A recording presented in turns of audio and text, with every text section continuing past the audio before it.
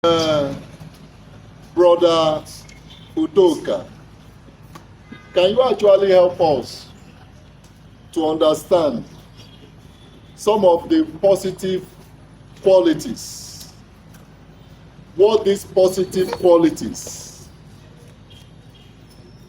What positive qualities do these differences amongst the members of the family bring to that family? What does it bring in the family? What would help us to look at our differences and be able to channel it into positive use is by first recognizing that the originator of marriage, when he created, in Genesis chapter 1, when he created man, he said that he concluded by saying, looking at all his creation, he said they are all good. But when he got to chapter 2, verse 18 in particular, he said it is not good for this man to be alone.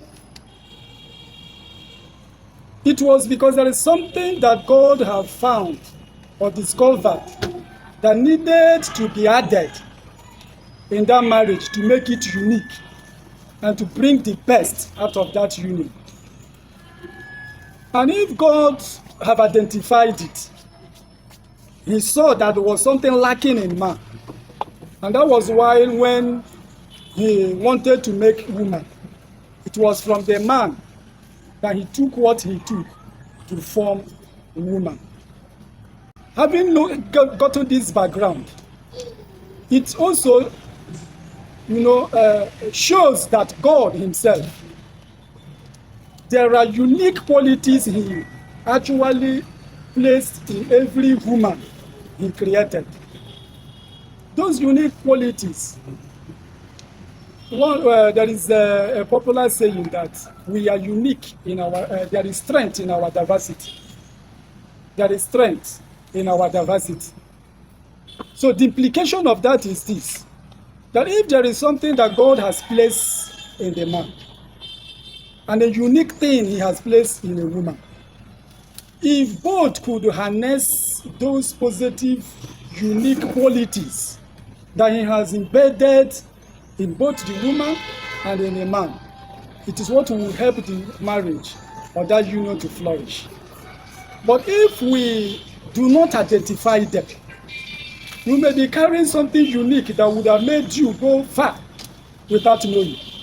So most times we have seen marriages crumble, marriages failed, as a result of them not being able to identify the uniqueness, the unique qualities that God has placed both in woman and also placed in man. Let's take, for example, there may be some areas that the man is good at. Especially, we have seen people that naturally, they are extravagant in nature. Very, very extravagant. We also have seen in some cases, we see women or a woman that is frugal. When we talk about extravagant, I mean somebody that can easily dash out things. But you see, the nature of that woman is frugal, is very economical in his approach and his way of doing things. God did not make a mistake in bringing two of them together. It is for them to look at how they can bring those unique qualities together to be able to get a balance that will be able to move the marriage to the expectation of God. So we also see some areas where we could also see a man would be a disciplinarian.